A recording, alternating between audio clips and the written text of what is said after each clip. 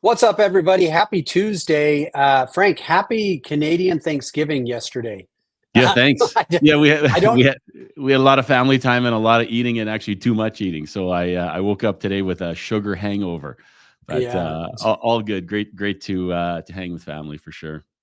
Now, this has nothing to do with what we're on for, but Canadian Thanksgiving versus US Thanksgiving. I mean, are you guys doing turkey and mashed potatoes and pumpkin pie and 100% the same. Yeah, yeah. Pumpkin same pie, thing? apple pie, turkey, the whole nine. Yeah, Dude, that's awesome. cranberry and I, all uh, that good stuff. I think I told you this. So I went to college in Idaho, and we had a lot of Canadian kids from Alberta that would come down there.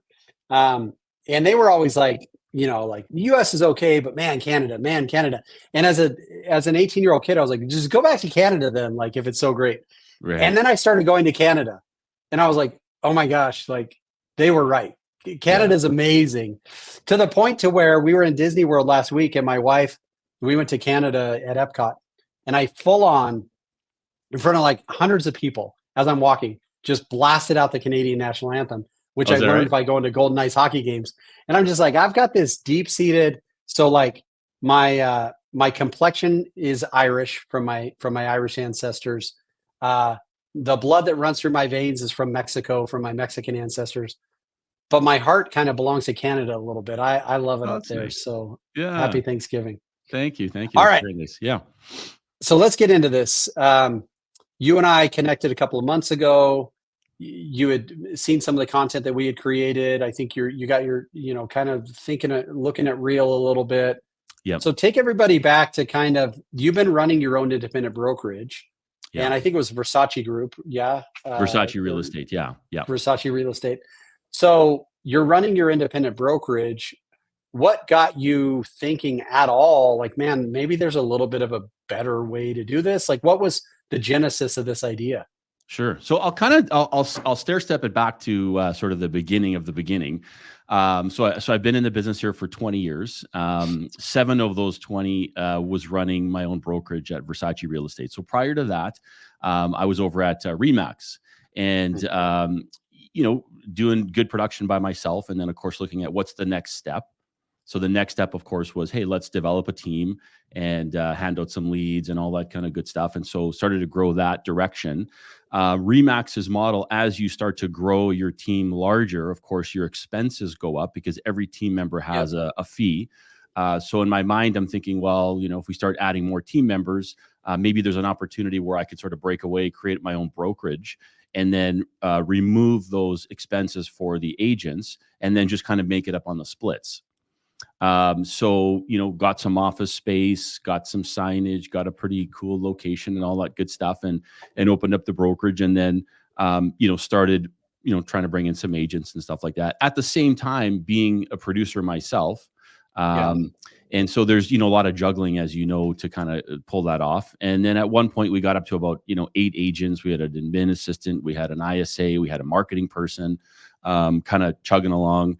And, some agents are producers and some agents are not. And so, there's, I always look at it as like 3 hats that I'm wearing. The one hat is, hey, you're an agent, you got to produce. Then the other hat is you're a team leader. Bless you. You're a team leader. Thank you. And as a team leader, of course, you produce through others. So that, those are 2 revenue generating activities in my mind. And then the third one was the brokerage. And so, now having run a brokerage for 7 years and seeing all the administrative side of it, the conveyancing side of it, the invoicing for lawyers and collecting checks and depositing checks, and year-end accounting audit on our trust account. Like, there's just a lot of like non-dollar productive activity that's going on with running a brokerage. And so of course you put someone in that seat to manage all that as best as they can, and train them and make sure that they're doing the process as you set it out. But then there's turnover in that position. So anytime there's turnover, well, who does the job come back to? It comes back to me, and then I've got to train someone else and get them up to speed and all that stuff. So just sort of looking at the 3 hats, I'm like, yes, the producer hat as an agent, that makes sense. It's making money. Producing through others and training and coaching and holding people accountable and, handing out leads and all that stuff. Yes, that makes sense. It's making money. The brokerage side of it actually was a bit of a drain, right? So you know, having all that admin and all that, just that heavy stuff that really doesn't make money, unless of course you scale it massively, then of course. But we're a small little team boutique, right? There's just us inside of the brokerage, so we're basically a teamerage, I guess is the word. Right. And so I was kind of looking at, you know, what is the next step, right? I mean, how do I, what is there any value in keeping the brokerage? I mean, is it sellable? And so those were some issues going through my mind. I mean, I definitely saw EXP when it came to Winnipeg, and you know, certainly looked at that option. I saw Real before it came to Winnipeg, and kind of looked at that option. I was involved with something else at the time, which didn't make sense to make the change. But for whatever reason, Real in our marketplace, you know, has really taken off and grown fantastic. And a lot of great agents are part of that company now here in Winnipeg. Yep. So here I am poking around online going, okay, well, let's learn more and let's dive in. And so watching videos, and of course your content came up, and you're really good at describing everything as far as the Real culture and the opportunity and the rev share, and you know, these nice little quick snippets. And then you've got some extended content that really dives a little bit deeper. And I just really liked your style and how you discussed everything and explained everything. So there you go. Then I reached out to you, and here we are chatting now. So yeah, and I think that, I mean, our journey was so similar. We were Remax guys. When you added up what we were paying to Remax, same thing. We were like, dude, we could just run our own thing. Yep. We ran our own thing, and then went like, wow, it's not that it wasn't profitable. It's just, it's for, like, we all have a finite amount of time, right? You're a family guy. I'm a family guy. Yep. And it's like, okay, cool. Well, if I'm going to spend my time doing something, there has to be a return on that investment. And we kind of went through that same thing where we were happily running our brokerage. Happily, I would say, like, we were profitably running our brokerage through COVID when Real landed on our plate. Yeah. We were intrigued with the EXP conversation as well. Mm-hmm. It's almost funny because, like, I look at it, and you may feel the same way. Like, EXP kind of broke the ice for me. Yeah. I didn't love the way it launched in Vegas. I'm a huge EXP fan, but at least locally, it was kind of like, this isn't really my vibe. Yeah. I had a lot of misconceptions Mm-hmm. where it was like, hey, why is everybody just obsessed with recruiting? Just go close deals. Yeah. But then I think the benefit Real has is the second mouse to the cheese. Guys like you and I saw people go over there, and we're like, all right, well, there is actually some stuff happening there. Yeah. So I guess, I just love to get things out in the open. Why, when you started opening your mind and saying, all right, well, maybe I'm going to take Versace Group and Versace Realty a different way, what was attractive to you about Real versus an EXP or some of the other options out there? What was it that Real specifically was attractive to you? So when if we're going to do like sort of a side-by-side comparison, I was looking at who in our marketplace has joined Real and who in our marketplace has joined EXP. And I'm not taking away from any agent at any company. They're both great companies. Right. They both have a lot to offer. There's great agents at both companies. Just the way I guess Real launched in Winnipeg anyway was it really took off, and there was a lot of good names, top players, I guess, that jumped over. So it kind of caught my attention there. And okay, well, let's really look in a little bit closer. The lower cap, of course, is something that's attractive. I would say as well, I guess the opportunity, if you want to call it that, as far as growth, Real is still kind of a bit of a baby. In terms of where it sits in the marketplace and the growth opportunity, even just to catch up to the number of agents over at EXP, for example. I mean, we got to double, we got to triple, we got to quadruple to get there. So, I mean, that to me is a huge opportunity in terms of growth. And the stock, again, when nobody's a predictor of stock and values and numbers, but when you sort of look at where it's positioned today and where it could go, I think there's some huge upside there. So, you start aligning all of these things together, the people, the opportunity for growth, the rev share, the stock opportunity, you know, and you start to think, well, maybe there's something here. I should take a little closer look at what this is all about. And so I don't want to make this an EXP versus real conversation, but it is something that, of course, anybody who's thinking about going and joining a virtual brokerage, those are pretty much your two options right now. So you know, it's natural to think that. And everybody goes through it, right? Which is why I like, not in a disparaging way at all. I love to just discuss because it's always an undertone, but I like to just get right to the heart of it. And now, full disclosure, if I was deciding between Coldwell Banker and Berkshire Hathaway, very similar structures. And so it's like, yeah, I mean, in my market, Coldwell's doing this, Berkshire's doing that. I think to hit on that opportunity side of things, when you look at the landscape, because I'm really big on this, percentage of market saturation. So there's 2 million licensed real estate professionals in North America, as far as US and Canada. There's about 1.5 million realtors. So current, as far as I could find, EXP's around 85,000 agents, maybe more, maybe less. That's just like a quick search I did. Real's at 22,000. So to your point, from a market saturation standpoint, we have 4x growth to just even get to where they are. And so I think there is some excitement there. But now we're second mouse to the cheese. There's always going to be the third and fourth mouse to the cheese going like, well, we're at 2,000 agents, so we have 40x growth. And so it's like, it's not just the opportunity. So from an economic standpoint, what made Real so attractive to you and your agents? Because other small, you know, independent brokerages, you know, 10 to 30 agents are going to look at it and go, from an economic standpoint, you're recapturing pretty much everything right now, but you also have all the cost and liability. So you move over to Real, where revenue share, and then you're still doing your team splits and stuff like that. You've alleviated some of the liability. Like, well, what are the economics that made sense to someone like you or someone in your shoes? So for example, when I said, you know, someone's got to be on staff dealing with all the conveyancing, the invoicing, the check writing, the QuickBooks, the trust account audits, all of that stuff. So now that's just off my plate. Right. And so for me, like, I was looking at it and saying, like, how do I create simplicity on my life? And really, what makes money in the business? It's revenue producing activities. It's selling houses. Like, you have to be production focused, right? Like, if you don't sell houses, you don't make money. And so when I was just looking at, okay, now I've got a situation where I'm spending a percentage of my time not focused on either myself personally generating revenue or helping my team to generate revenue, whether that's through marketing or lead gen or coaching or scripting or training or accountability or whatever. If I'm spending time over on the administrative side, that's a brain clutter. That's a time suck. And it's also a cost too. So like, I have a person in that seat that I have to pay. So there's, you know, whatever, I mean, it wasn't a massive expense, but say 30 grand a year, 35 grand a year, something like that.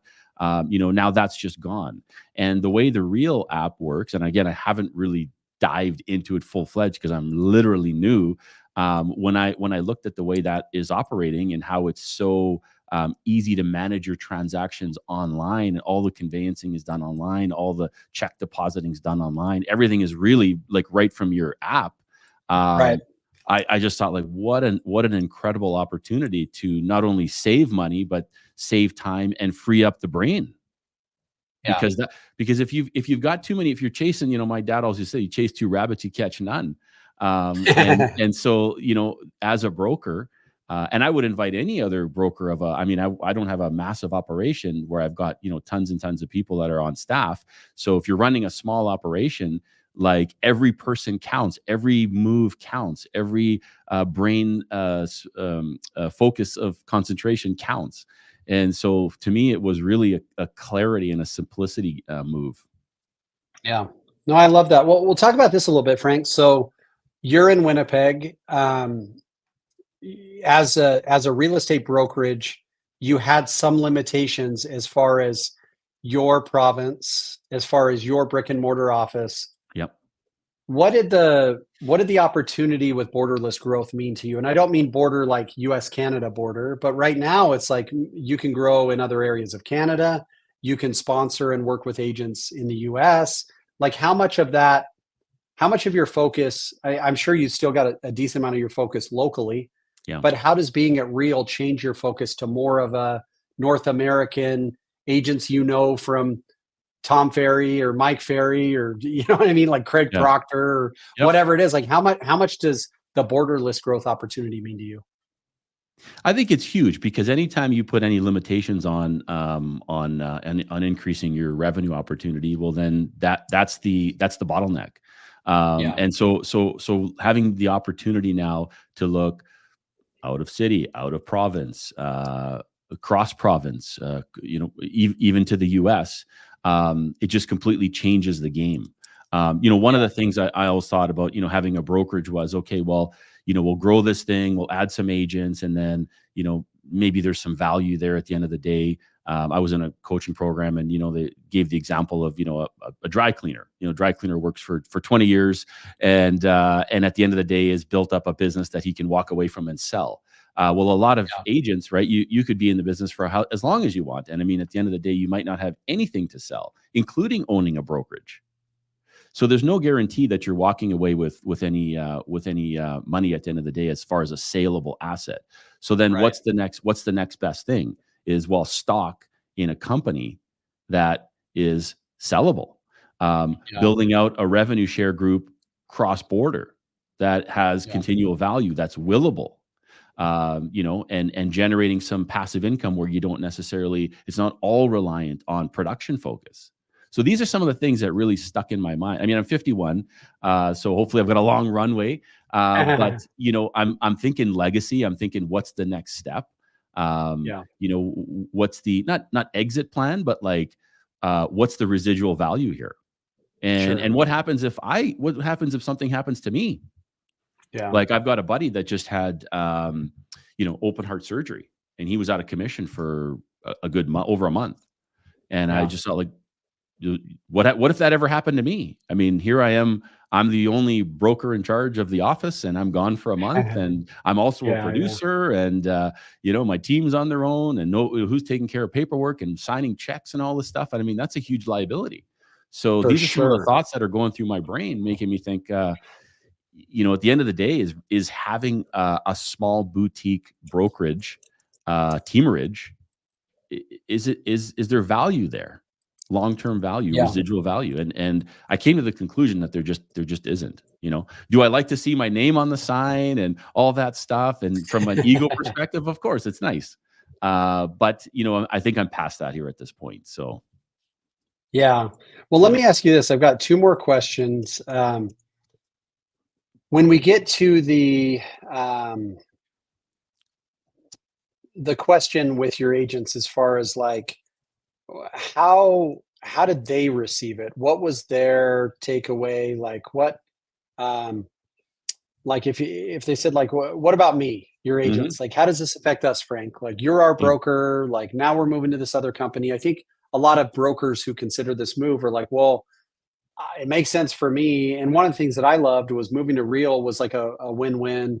And it took a while for agents to almost believe it, because it's like, in the world, there's just not a lot of win-wins, right? We're going through in the US right now, political elections.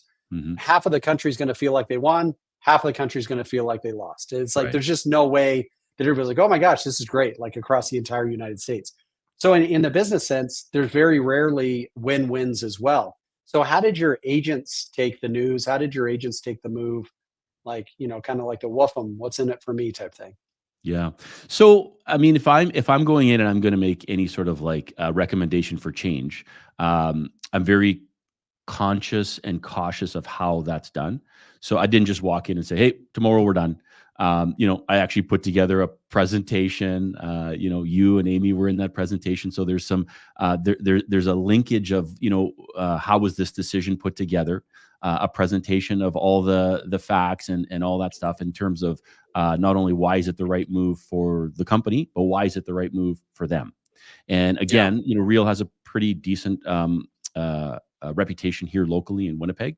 And so there was some excitement just when that word came out, Real Broker. Hey, that's kind of cool.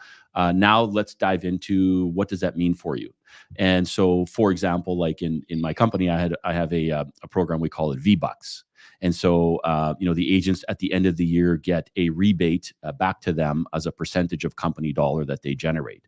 So we turn that into Christmas gifts or whatever you want to do with it, right? So you get points and you can cash it out for, hey, someone got a TV and someone got, a Dyson vacuum cleaner or whatever. Oh, that's cool. And if they bring an agent on board, they get some V-Bucks. Well, now, okay, the V-Bucks is replaced with, hey, you're getting stock, you're getting revenue share, you're getting, all of these other benefits that are built into the Real Broker opportunity that I don't have to come up with. They're just built in. So that was really a big win-win, where it's kind of like, oh, you mean we actually have the exact same opportunity as you do as a broker. So normally as a broker, right, I'm bringing in the agents, and they get some V-Bucks and maybe some Christmas gifts at the end of the year. But that's pretty well where it stops. Now with the rev share, hey, they're bringing them in, and I'm going to help them bring those people in. Either they're going to come into the team, or they're going to be a solo independent agent, or maybe there's a broker out there that's listening to this thinking, hey, I'd like to learn a little bit more. I mean, I understand what you're sharing, and I'm kind of in the same shoes. I'm on the same mindset.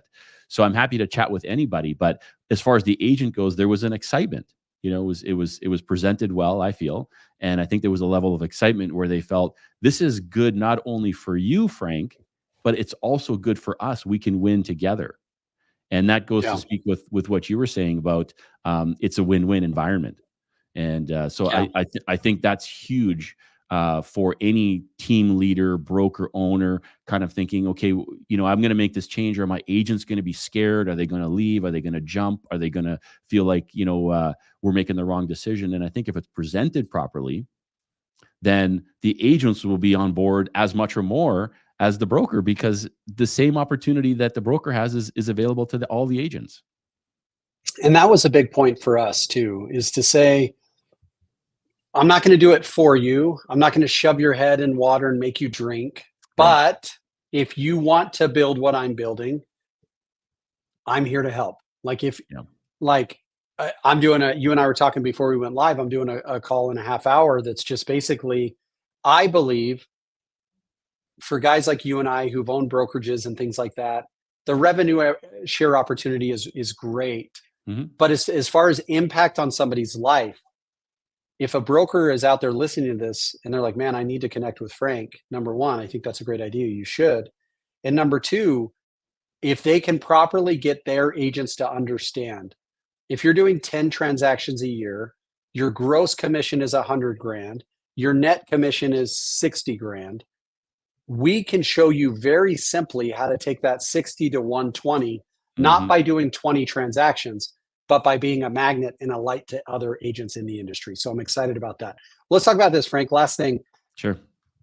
2025 and beyond. Like what, you've got this newfound optimism. 6 months ago, you were looking at 2025, like, all right, Versace Realty is going to do this, that, and this and that. And now you're like, all right, Frank's going to do this. My group's going to do this. I'm building a network that's going to do that. Like, what is 2025 and beyond? Talk a little bit about the optimistic side of things. Like, what are you looking to do in 2025? Sure. I'd say so. First of all, just a renewed excitement and fun about the business. I mean, 20 years later, and I'll chat with some realtors, and they say, "Oh, you still seem excited." And so for me, like, I don't want to just go through the motions. I want to go through the business in an excited and fun way where there's some anticipation of benefit for everybody. So I do want to see the team win. I do want to see the team grow. I do want to expand our local presence here with team members on the team. At the same time, I do want to align with the existing agents in the company, as well as other agents that are considering the opportunity. Even if they're solo agents, they don't have to join the team. So that whole cooperative, collaborative environment is something that you kind of miss when you're in a teamerage brokerage, because you're really in a small ecosystem. And so being able to now expand, there's a few real broker agents in the city here that kind of reached out and said, like, hey, welcome. And, we'll be seeing you at the events and, kind of the local environment and stuff like that. So it'll be nice to sort of brainstorm and mastermind with that group. At the same time, being able to add to that group, whether it's through myself or through my team members that are helping to introduce the opportunity to other agents in our marketplace or outside of our marketplace. So that really kind of gets me excited as well. And then freeing up like cash flow, resources, brain space, all that stuff to really focus on that. That's another part of the business that I think is really going to be a great adventure going forward, and being able to say, hey, I don't have to now deal with all of the mundane. I can actually focus on the fun and exciting stuff. So I think that that's something that people don't understand. As a brokerage owner, you and I were constantly up against walls. Yeah. The brick and mortar of our office, our state, our province, whatever it was. So generally, when we would get excited and passionate, the answer was no. Like, can I expand my brokerage into California? No, not unless you go get licensed, you get brick and mortar. Yeah. Can I mentor this agent in another state or province without like taking a credit card? That would be awkward. Right. No, there's really not a way to do that.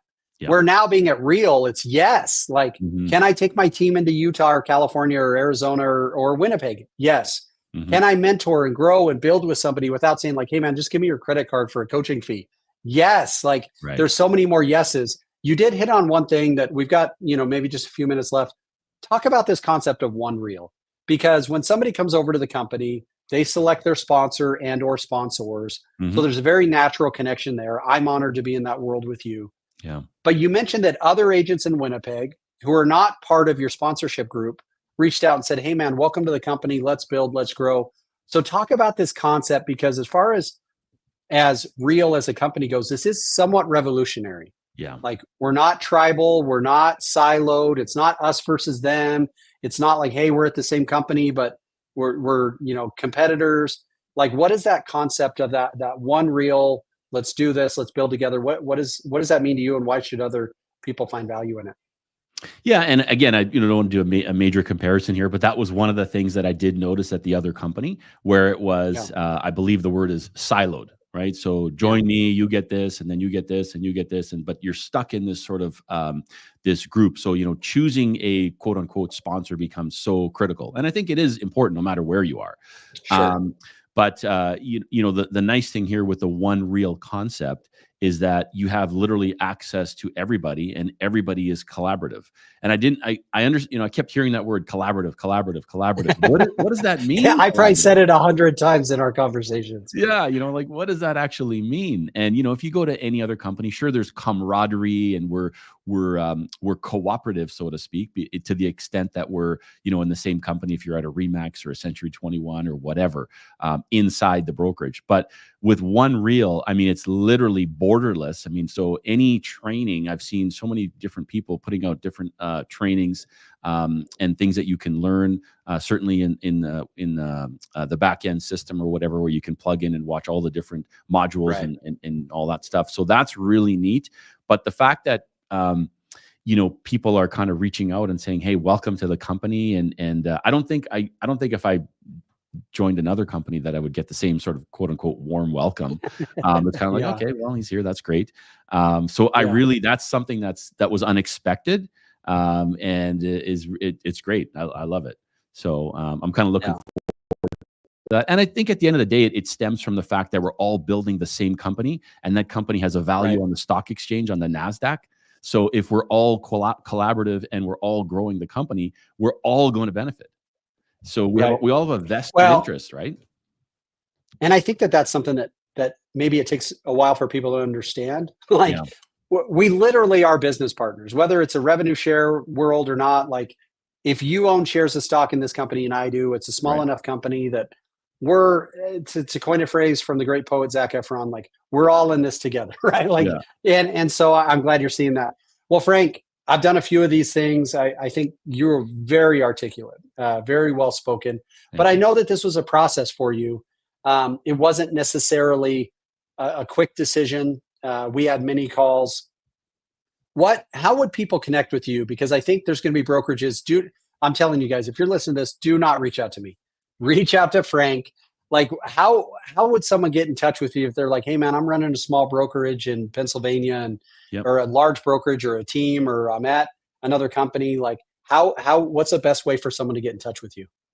So first and foremost, what I would say is that anybody who does reach out, it's not going to be a sales pitch. It's not going to be a presentation. It's not going to be a push. It would be just literally a chat. And what I would share with them is what was the process that I went through in my mind to clearly get to the steps where it made sense to make a change. So, sometimes people feel, well, if I reach out, it's just going to be a push and a pull, and it's going to be pressure.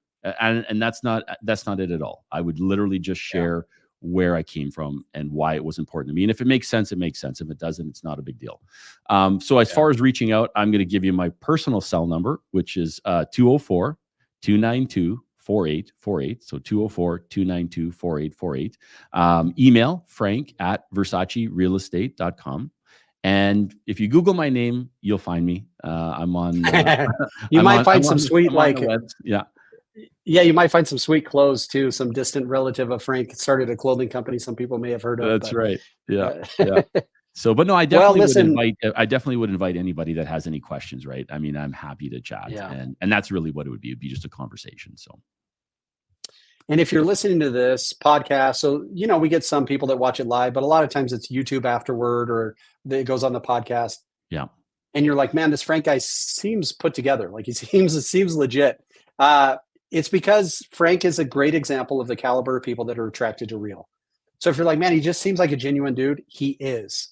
He seems like a great business practitioner, he is. And that's what I love so much about what we're building together here at Real. We've got, at least on Facebook, Spring Benson reached out and said hi, Marty Reinhardt, Sandra Ringal, Colleen Bazinski. Like, these are great business people who are just excited to see you here with us, because we truly are in this together. Guys, if something Frank has said has resonated with you, hit him up. Solo agents, brokerage owners, team leaders, whoever you are. It would be so off-brand, not for real, but as a Canadian, if he was super pushy. Like, Canadians are just the kindest people in the world. I love that you said it would just be a conversation, and I also love that you said it would be about them, because that really is what this is about. It's not salesy. It's not pitching. No. I believe we make some compelling arguments, but I also believe that it has to resonate and work for somebody. And I'll just tell you, Frank, as a business partner of yours, I'm excited that it resonated with you, because I truly believe we're just so lucky to have you at the company. So welcome, my friend. Oh, thank you so much. I'm really excited and looking forward to the future for sure. So appreciate this time together.